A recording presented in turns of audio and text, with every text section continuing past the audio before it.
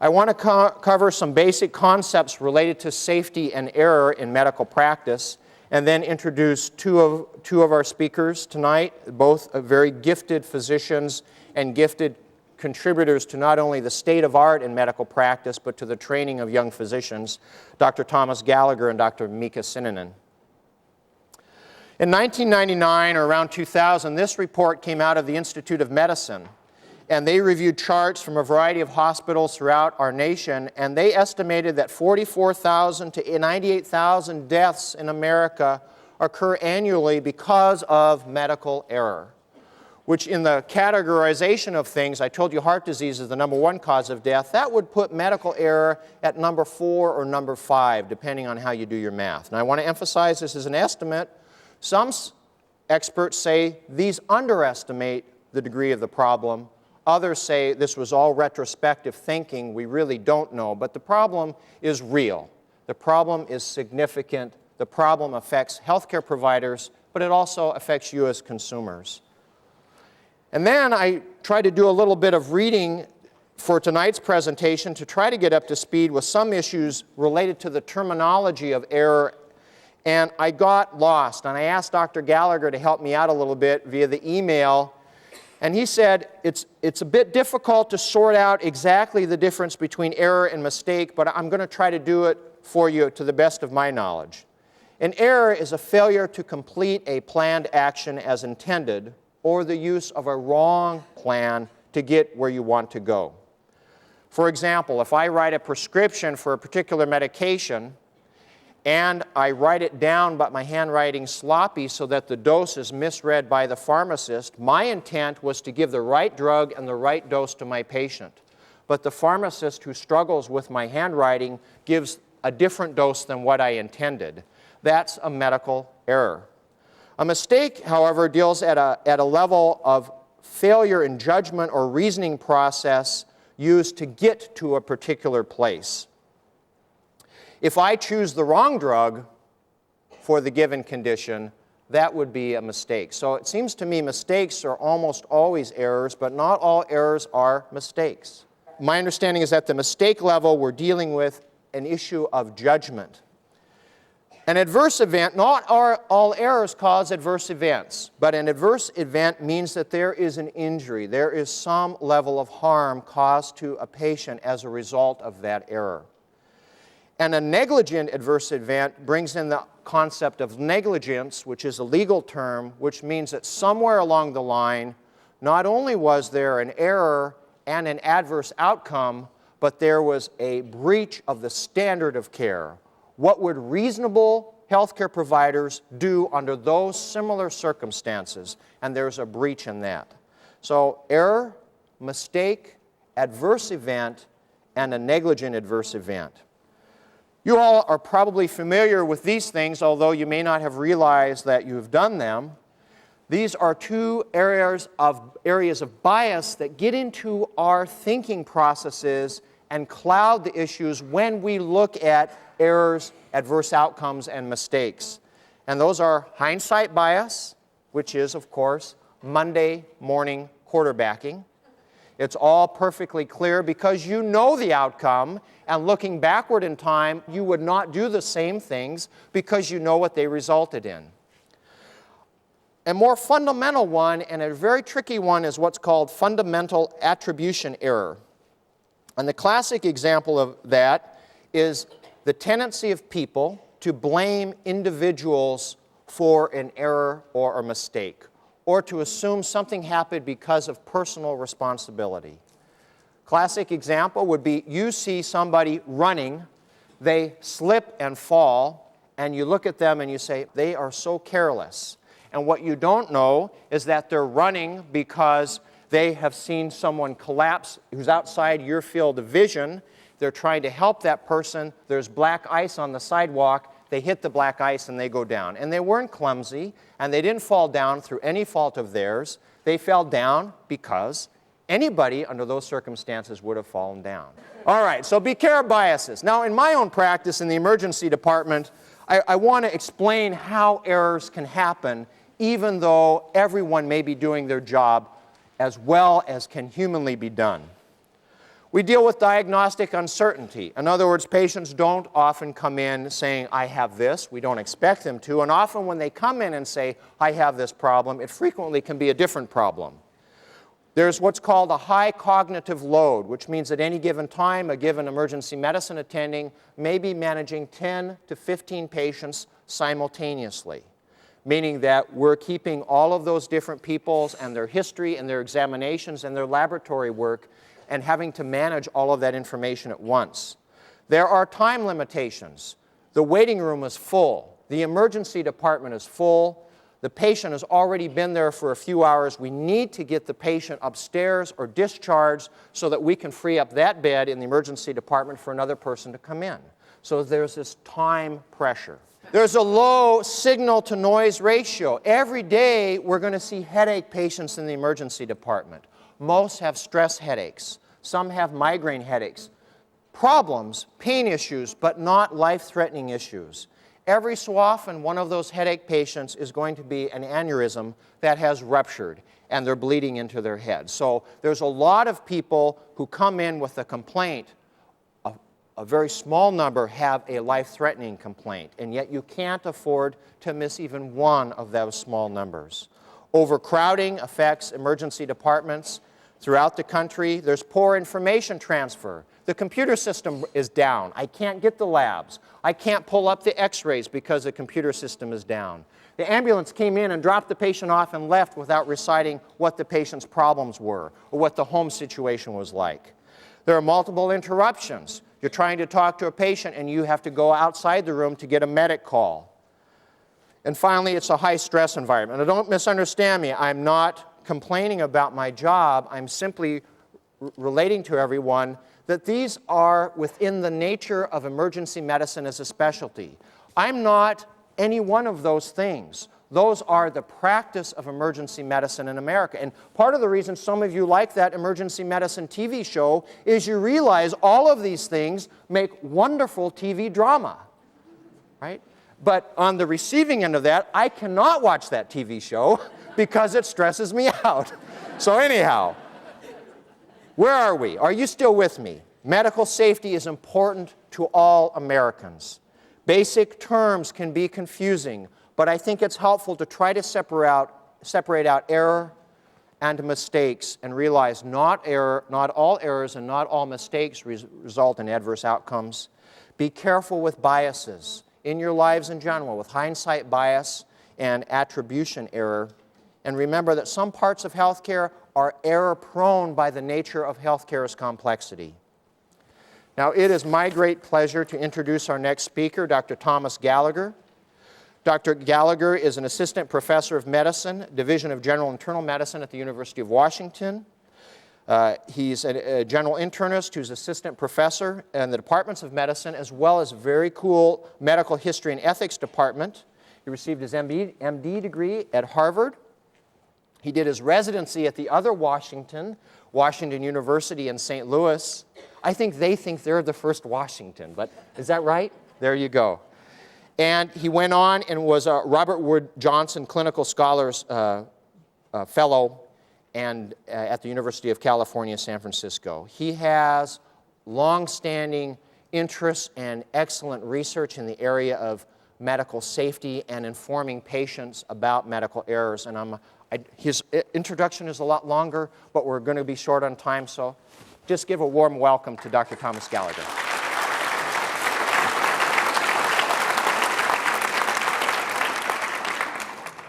Great. Well, thank you, Terry. It's a pleasure to see all of you here tonight. One of the primary goals of medical training is to figure out how to take the best possible care you can of patients. But every now and again, despite doctors' best intentions, there'll be a mistake in care that harms a patient.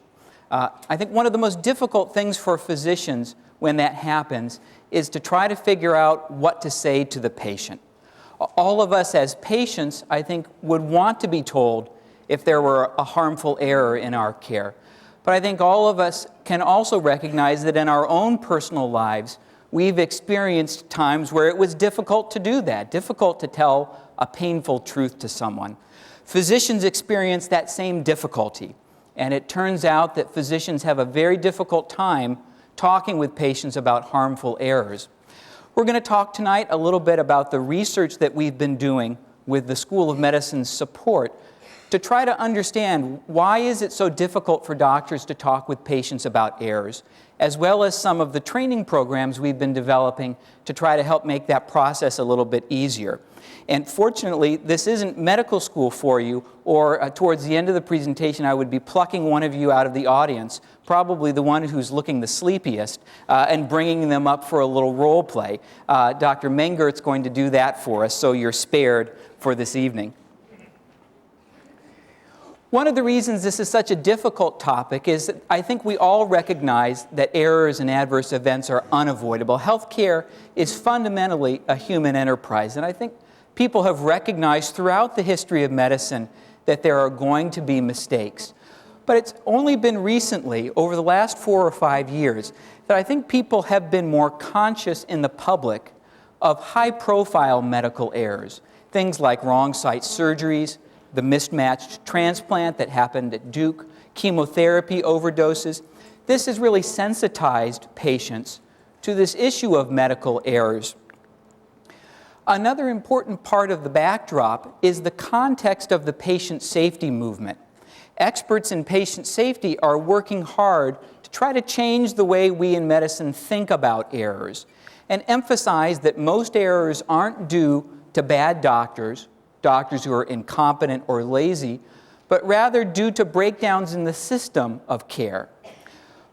Plus, the safety movement tries to encourage healthcare workers to talk more openly about errors. Many people think that the healthcare culture up to this point has been one of secrecy and silence and blame and shame when there are errors. That prevents you from learning from errors and preventing recurrences. So people are trying to figure out how can we get healthcare workers to talk more openly with one another, as well as with patients when there's been a harmful error in their care. The underlying hypothesis is that when there's been a harmful error, the way we respond to that patient affects important outcomes. Outcomes like patient trust and satisfaction, potentially the likelihood that patient will file a malpractice suit, and ultimately, if we can do a good job of communicating with patients about errors, it could actually enhance the quality of care. This was an issue that made it to Reader's Digest recently, although I must admit, I first wanted to figure out why is it that sex only gets better. And then still was a little bit distracted and was trying to figure out who are those daredevil stunt sisters. But then I collected myself and got back to the main article, Fatal Hospital Mistakes. Turns out that this was about wound infections that patients get in the hospital, some of which are mistakes, many of which are not. But it just emphasizes how this issue of medical errors has made it to the public's consciousness. And here, the patients are in the doctor's waiting room. They're feeling so anxious about medical errors, they decided they better put signs on themselves to remind their healthcare worker to be extra careful. Well, Terry already introduced you to two important terms, and it is important to be able to differentiate between a medical error and an adverse event. If you'll sort of humor me for the moment, we're going to fold the notion of a mistake in with medical errors. The important part of the definition of medical error is that there can be two kinds of errors. Either the failure of a planned action to be completed as intended. Terry gave you a good example. He had a proper plan for antibiotic prescription, wasn't carried through as he intended, or the use of a wrong plan to achieve an aim. Errors are different from adverse events. Adverse events, just think generally of the harm that can be the result of the process of medical care and results in measurable disability. Here's a slide that depicts the relationship between medical errors, which is here in the orange circle, and adverse events, which is in the clear circle. If this were drawn to scale, this orange circle, medical errors, would actually be up through the roof and up a couple of stories. Because if you define it very strictly, it turns out that medical errors are relatively common. The important part of this slide, though, is that the vast majority of medical errors are not associated with an adverse event, are not associated with any harm to the patient. By the same token, the vast majority of adverse events aren't associated with a medical error. So what would be an example of an adverse event that wasn't due to a medical error? Imagine a patient who got penicillin, wasn't previously known to have an allergy to penicillin, and had an allergic reaction.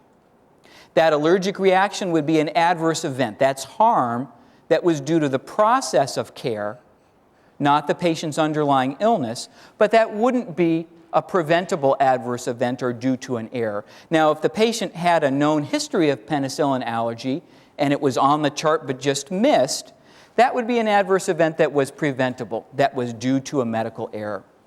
The other thing that's important to keep in mind is that there are lots of unfortunate outcomes in medicine, lots of things that don't go as we had planned, that are neither a medical error nor an adverse event. For example, the patient's disease progressing, right? That's not necessarily a result of the process of care, so it wouldn't be an adverse event or a medical error. We don't expect people in other walks of life to necessarily be open when they've made a mistake. You might ask yourself, well, why is it that we would expect our physicians to do anything differently? In part, this has to do with the doctor-patient relationship being known as a fiduciary relationship. That's an ethical and a legal term that signifies a relationship that's based on trust rather than on self-interest. A normal consumer interaction, both parties are presumed to be self-interested. That's not what we expect when patients interact with their doctor. The doctor-patient relationship's a fiduciary one for two reasons. One, there's a knowledge and a power gap between the doctor and the patient. And secondly, because patients are vulnerable. Because they're sick, it's hard to make decisions when you're ill. And this makes error disclosure or sharing information about errors part of the ethical obligation that's known as informed consent. This is the process of doctors sharing information with patients that they need to know to make good decisions about their health care. When you think about error disclosure as a type of information sharing, it is important to recognize that this is what's known as a positive obligation. By that I mean this is an obligation that healthcare workers have to come forward with information about errors to patients, rather than waiting for the patient to drag the information out of them with lots and lots of questions.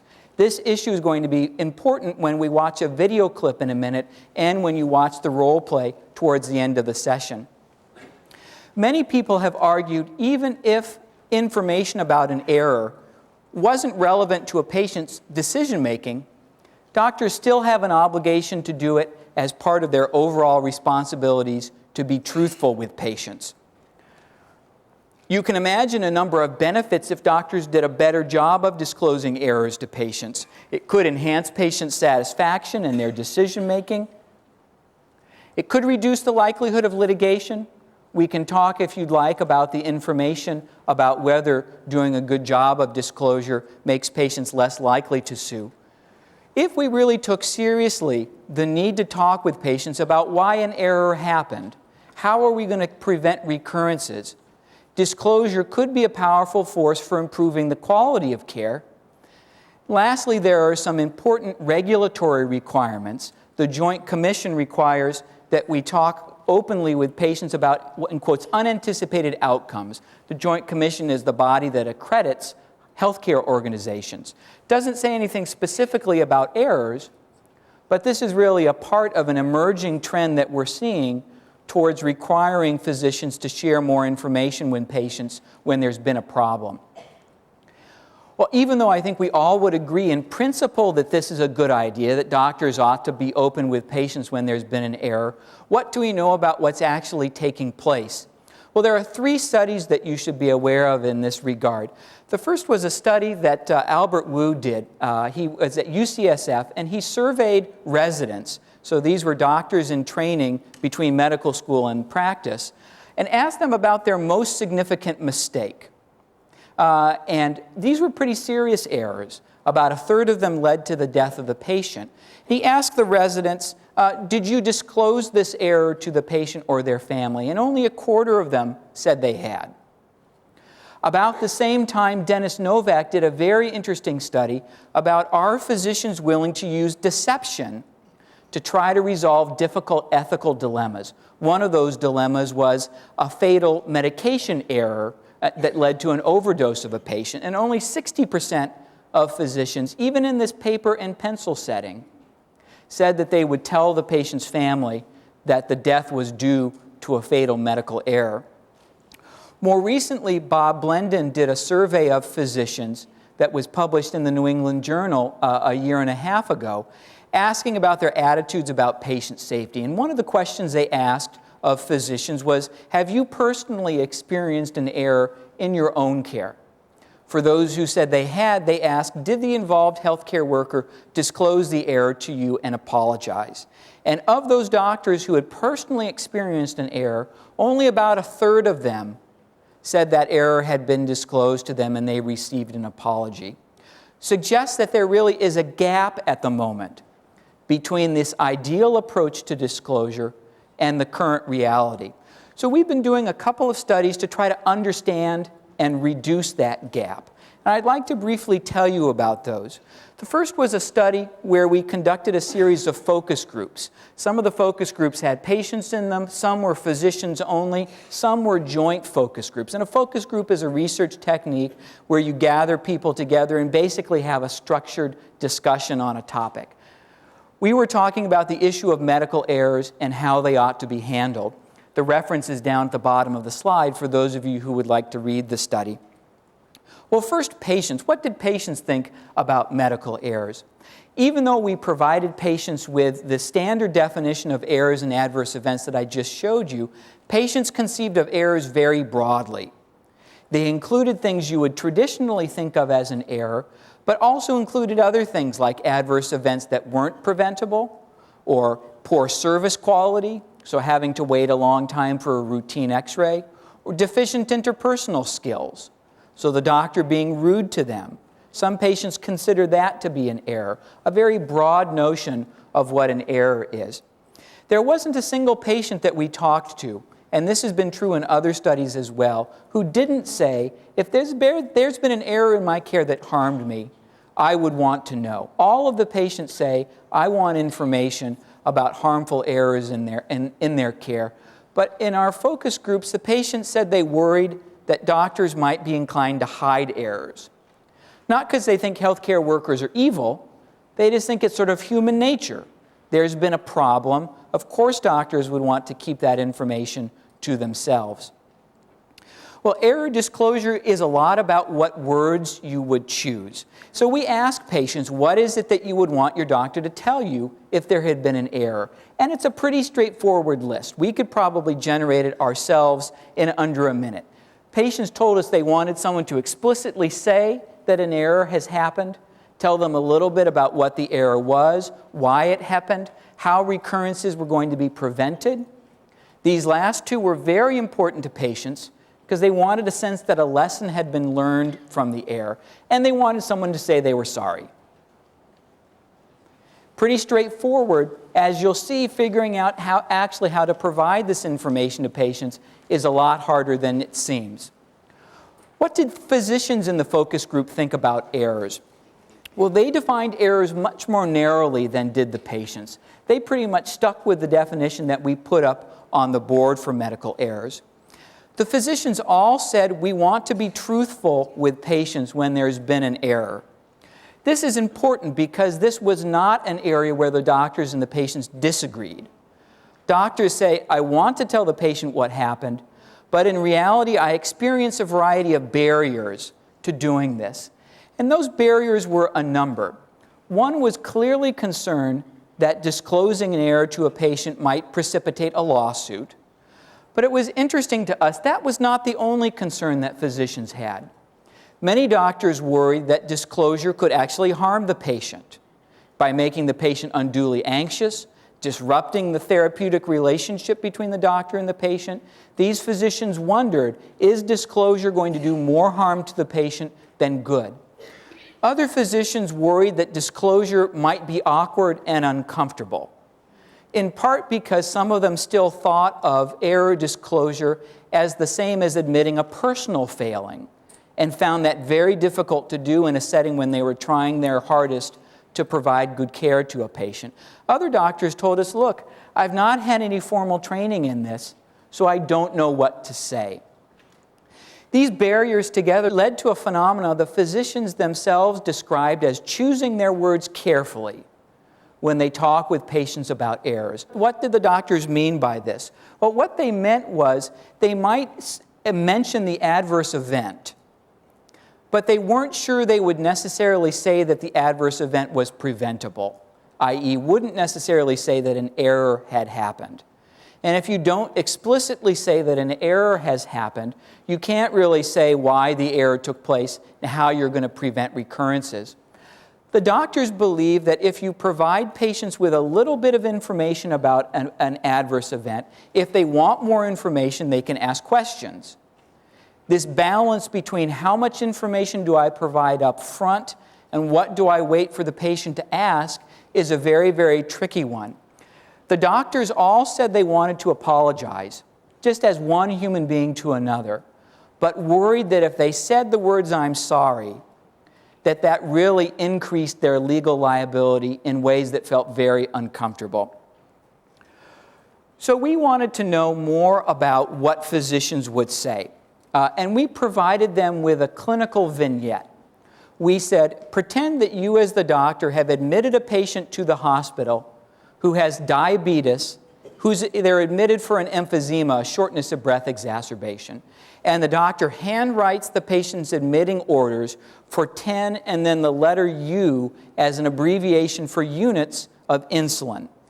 Their handwriting is difficult to read. Their U looks like a 0.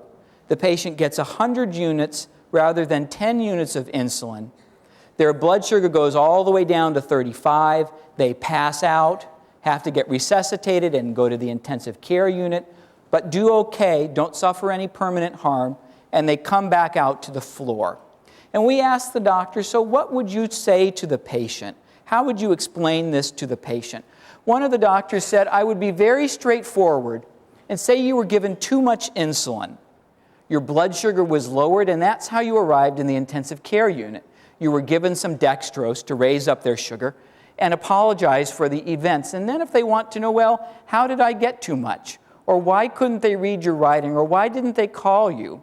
You go into those individually, but I wouldn't walk in saying I have sloppy handwriting and they didn't know what they were reading. One of the other doctors was even more direct. He says, you just tell the facts. You got a big bunch of insulin, your blood sugar went down, and we got that fixed up, and we're glad you're great.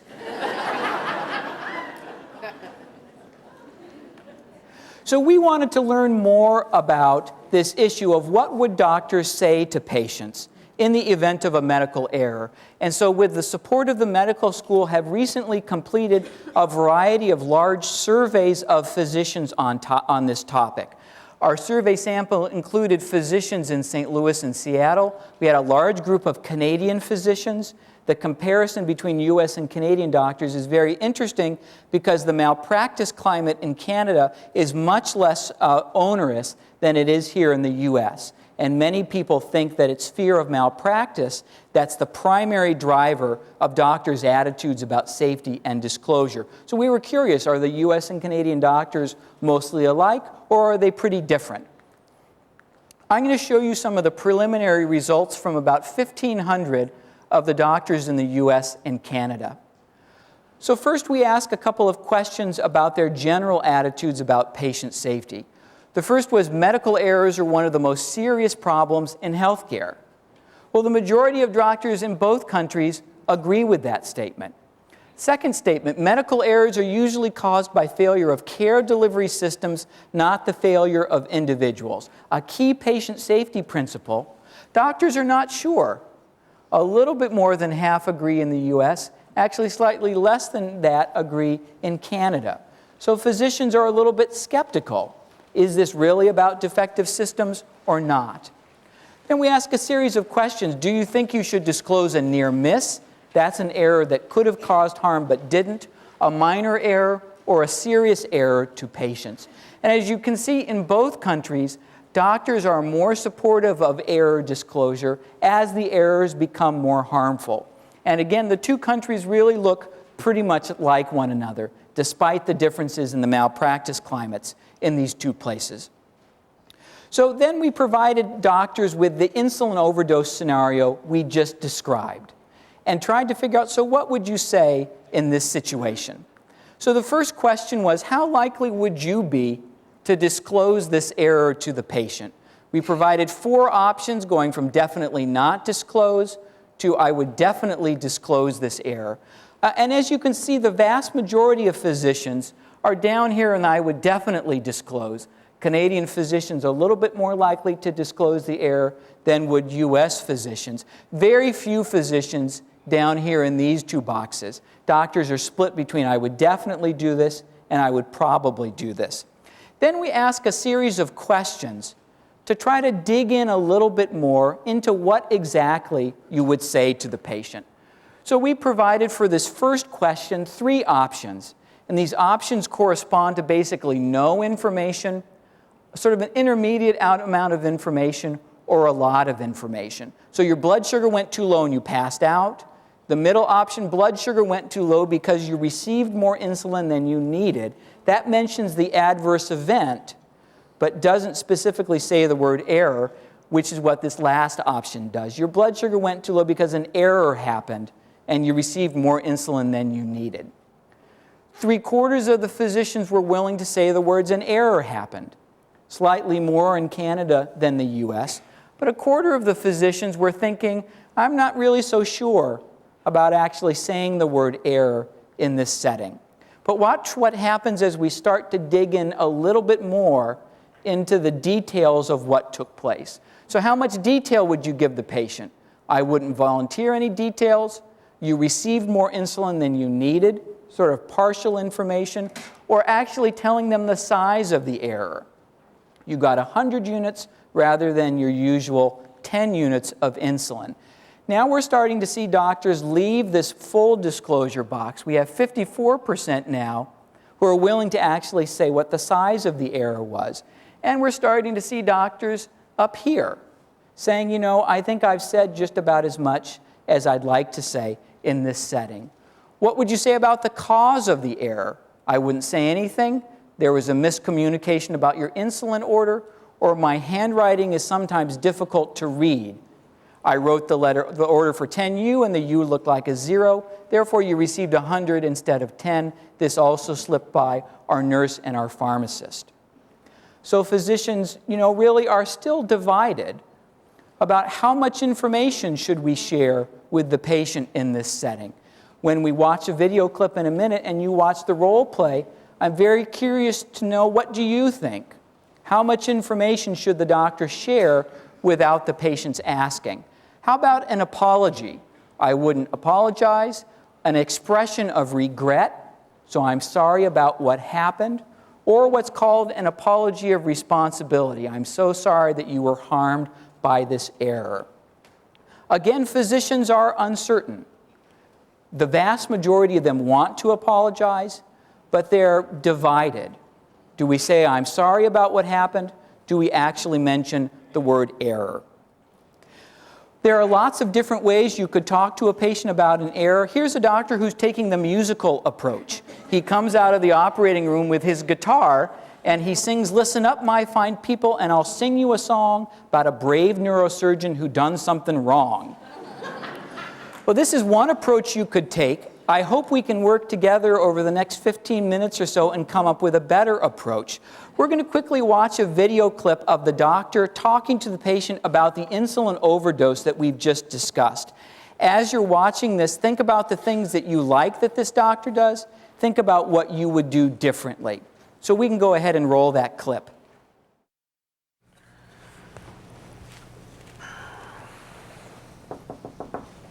Good afternoon, Mr. Thompson. I came by to see how you're feeling today. I'm certainly feeling better than I did this morning. I blacked out. and they had to rush me to the intensive care unit. Things seem to have pretty much calmed down for me now. I had no idea I was so sick. Actually, I wanted to talk with you more about what happened this morning and why you had to go to the intensive care unit. Now, as you know, patients with diabetes can have wide swings in their blood sugar. This morning, your blood sugar dropped all the way down to 35, which was dangerously low. This is why you passed out. Now, fortunately, we were able to get your blood sugar back up to a normal range, so I anticipate things to go smoothly from here on out. That's sort of odd. My blood sugar has never been that low before. What do you think caused my blood sugar to be so low? I'm almost positive it was a bad reaction to the insulin you got this morning. Now, we have adjusted your dose somewhat, so this probably won't be a problem in the future. Bad reaction? What do you mean a bad reaction? Looking back at your chart, it appears that you got more insulin than you needed. Now, we have a better sense of how much insulin you require, so this isn't likely to happen again. I have been on the same dose of insulin for the last 4 years. Exactly how much insulin did I get this morning? It appears the nurse gave you 100 units of insulin rather than the 10 units you normally take. Apparently, there was some kind of miscommunication about what your normal dose was. What? 100 units? You've got to be kidding me! What kind of a moron would give a patient who usually gets 10 units of insulin 100 units? Well, that could have killed me! I understand why you're angry, Mr. Thompson, but there's no need to yell. You'd be yelling too if someone almost killed you. Do you people have any idea what you're doing here? The good news is the episode that happened this morning didn't cause you any permanent harm. Now, occasionally things like this do happen in the hospital, much as we try to avoid them and prevent them, but what I would really like for us to do, Mr. Thompson, is work together and focus on moving forward and getting your emphysema under better control so that you can go home from the hospital. I want out now. I don't want to spend another minute in this hospital. No wonder no one would tell me why I had to go to the intensive care unit. So the big question is, as we watch the role play in just a minute, how much information should the doctor provide up front? How much information should the doctor wait and let the patient ask for? Not all patients want to know every piece of information about an error. So the doctor has a very challenging job in figuring out what to say. But let me just quickly poll you on a few things, and I'm sure Terry will be watching carefully for a few clues. First of all, how many of you think this doctor should have told the patient the size of the overdose? You got 100 units rather than 10. Good. How many of you think the doctor should tell the patient that the letter U is an unapproved abbreviation at that hospital? That the doctor should not have used the abbreviation U precisely because of this sort of problem? Is that information the doctor should volunteer, or is that too much information? Who thinks the doctor should say this was an unapproved abbreviation? A few. Well, one of the reasons this is such a difficult area is that there can be a variety of errors in error disclosure. Hypo-disclosure, we're making up these terms. Hypo means not enough. Hypo-disclosure means you're not telling the patient enough information. That's what we've all been talking about here, but that's not the only potential problem with disclosure. You could tell the patient too much information, hyper-disclosure. You could tell them information inadvertently that turns out to be wrong. We're terming mal-disclosure. Sometimes it's not at all obvious why an error happened. And if you tell the patient information that turns out later to be incorrect, that's a real problem. Plus, error disclosure is not just about what words you communicate, it's how you demonstrate empathy. So when we talk with the residents and medical students about error disclosure, we try to cover a number of areas. This is something that's going to require more than one conversation. You need to focus on both information sharing and responding to the patient's emotion. What information should you share? This really follows from the focus groups.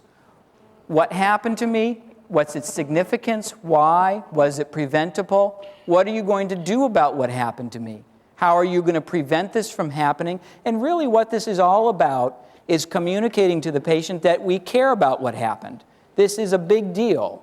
This is not business as usual. We take what happened very seriously and are going to learn from it to keep it from happening again. So you can imagine an initial conversation with the patient about an error where you basically tell them what you know and give them a chance to ask and respond to questions and then apologize. I'm curious to see whether or not Dr. Mengert chooses to apologize, and if so, what words he uses. And then a follow-up conversation later on where there's an opportunity to tell the patients what we've learned.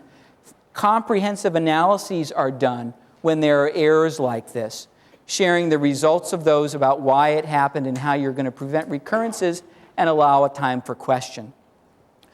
I think in summary, it's fair to say that physicians are struggling right now, trying to figure out how do we meet patients' preferences for information about errors.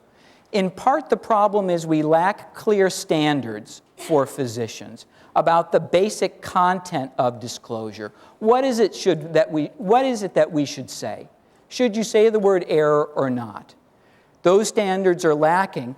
For physicians, we recommend that they get help before they think about talking with a patient about an error. This is very challenging to do. You need to take advantage of the expertise that exists within the institution on how to do this well. Part of that support coming from institutions is training, much like you're seeing today. Difficult conversations like this are like any skill, like Dr. Sinanen is going to show you with the simulators. We need opportunities for physicians to practice and improve their skills and get feedback. So with that, let me bring up Tina, who is our unfortunate patient. Tina is going to play the role of the patient who experienced the insulin overdose. She's been to the intensive care unit. Why don't you come have a seat here? She's been to the intensive care unit. She's back on the floor now, feeling better, but really doesn't have much idea about what happened. Dr. Mengert was the physician who wrote her insulin order. He's coming back to the floor to talk with her a little bit about what happened. So let's see how they can do. Knock, knock. Come in. Good evening, Ms. Menkowski. Hello, Dr. Mengert. Nice to see you. Oh, It's nice to see you. How are you feeling right now? I feel much better, but I tell you, I don't know what happened to me, but I'm here. I'm glad. What? Have the nursing staff or any of the staff explained what happened? Well, I woke up a couple of hours ago, and I was in a different room than the room I was admitted to, and I found out I'm in the intensive care unit. And I asked one of the nurses what was going on. She says, oh, your doctor will be in a minute.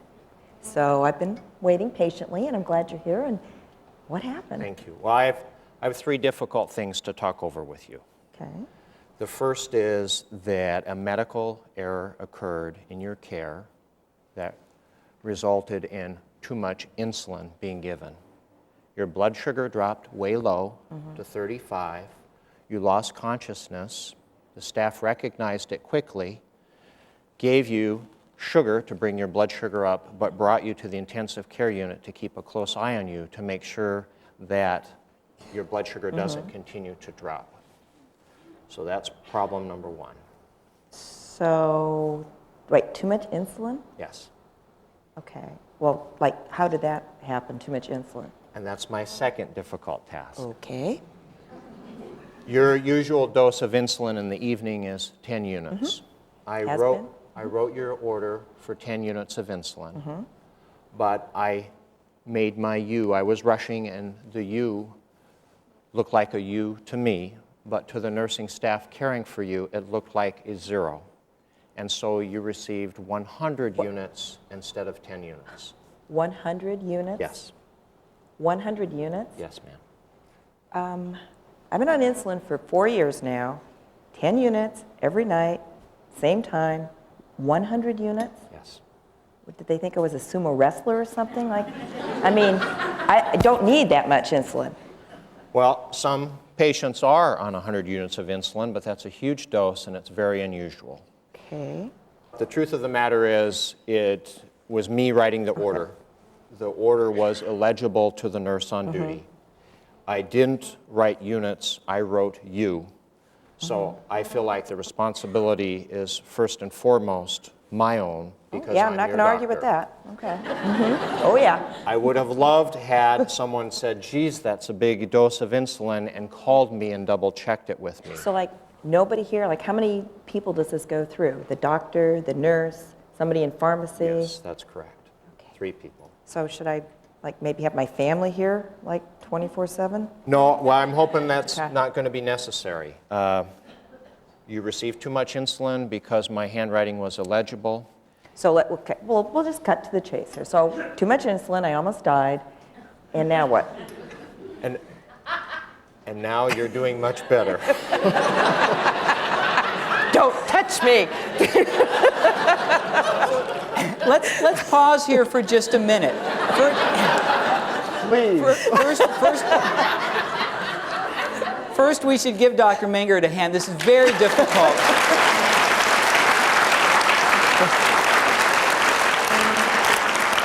Can you tell the audience a little bit about, I know it's artificial doing this in front of such a large group, but what things are going through your head as you're trying to figure out what to say? It's how to own the error that happened, to how to take response. I'm responsible as Ms. Mankowski's doctor to give her the best care I can give her, to try to own the error, and yet to realize that the error, in all honesty, wasn't completely my own. Terribly difficult balancing act. This was a system error, right? Dr. Mengert's handwriting being difficult to read was only part of it. This made it by the nurse, the pharmacist, the unit clerk, really was a system error. You could see Dr. Mengert struggling, trying to figure out, how do I explain that to the patient? You ended up taking responsibility for the error. Other physicians might try to describe the broader range, the system aspects of what happened, but how do you do that without the patient feeling like no one is responsible? A real challenge. What sorts of other things were you struggling with? Well, one, I don't want Ms. Mankowski to abandon me as her doctor, because I think I have good care to offer her, nor to black and whitely abandon the system, because I still think the system is a good system, although it failed her in this particular circumstance.